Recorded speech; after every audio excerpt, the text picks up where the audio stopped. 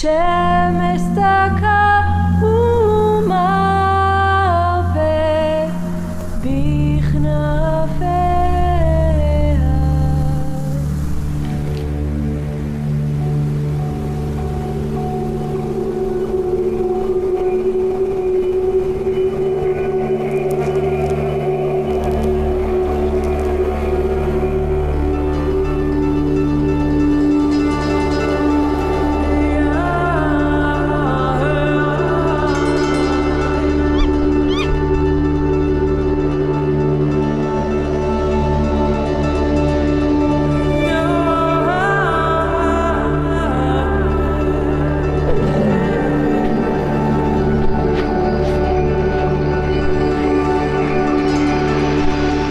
Last time we talked about the farewell Naomi tried to say or said to her two daughters-in-law, Orpah and Ruth. In the process of this farewell, there was one Hebrew word which I must return to before we go on in the text. It's the Hebrew word Hesed, which is commonly translated as grace or mercy. Personally, I very much love the English translation loving kindness because it intuitively grabs much more of its meaning. Chesed is one of those words, of those Hebrew words, where I sometimes cannot avoid the feeling that translators try to invent what it means from the context and sometimes come up with some quite adventurous products. I just collect it and I'll try to throw the options at you and you choose then whatever you want to take and how you want to translate Chesed. It is, and I certainly have not a complete collection here. It is steadfast love, compassion, favor, grace, kindness, benevolence, mercy, graciousness, faithfulness, reliability, loyalty, covenant faithfulness, confidentiality, friendliness, benevolence. Oh, I had that already. Piety, goodness, kindness, generosity, attractiveness, loveliness, beauty. But then if none of these fits, suddenly it has to be shame, abomination, injury, disgrace, shamefulness, reviling, mocking. My own working translation, and I use the word Chesed, but I have to translate it. So in German, which is my mother tongue, I translate it with liebevolle Zuwendung, which would be something like tender, loving, affectionate attention, but somehow I miss then the loyalty aspect, which is very important. So you discuss it and you make a decision and you find the final somehow solution for this translation dilemma. I'll go back to the text. It says there, Naomi says to her daughters-in-law, go, return, each of you to her mother's house, and may the Lord make you chesed, as you made chesed with the dead ones and with myself. The term itself, chesed, occurs only 3 times in the book of Ruth, but the matter, as a German theologian pointed out, is at stake from the first to the last line. But I want to confront you with rabbinical expositions, and if we go back into antiquity, then Rabbi Zeira said, in the book of Ruth, there's neither impurity nor purity.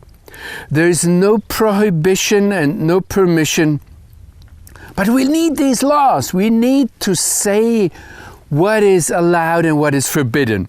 So why then was this written in the first place? And then he himself gives the answer. He says, to teach you what great reward awaits those who act out of pure grace, mercy, loyalty, however you say. He actually uses there the word chasadim, which is the plural of chesed. The Midrash is clear. Chesed is the most important theme of the book. The book of Ruth, the scroll, this little 4-chapter book, is the book of chesed, of mercy, loyalty, love. And it's a love that is born out of kindness, and it often, very often, has this covenant love or covenant loyalty involved. One Messianic Jewish interpreter tells us that it requires extraordinary commitment. It requires, or it takes, extraordinary risks, and it requires to be done in a proper way. It's interesting that the rabbinic tradition not so much focuses on the law or the proper way to be done, but it emphasizes, and I'm quoting now Rambam, Maimonides, who says that any good deed is chesed, which is not subject to any regularity, regulation, or legality. And that is why every good deed that God gives is called chesed. And in many cases it is kind of clothed into a covenant or promises and the love, the loyalty towards these promises, towards this covenant. So it requires a lot of personal engagement, commitment. And Ruth repeatedly sabotages her own personal interests in practicing chesed.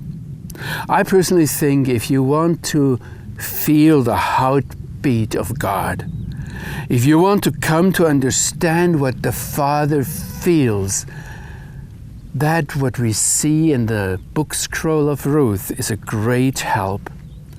Ruth practiced, and we have to keep that in mind, practiced chesed towards Naomi. She bound herself in loyalty to this bitter grandmother, even though she did not know how the story would end. And this, from my point of view, is very, very important. And I just give you a short hint. Neither did Moses when he asked the Lord for Israel, nor did Jeremiah, nor Paul. But if you want to go into this, you have to look at our series on Romans 9 to 11. Then you understand this line. But Ruth very much fits into this line of people who interceded for Israel.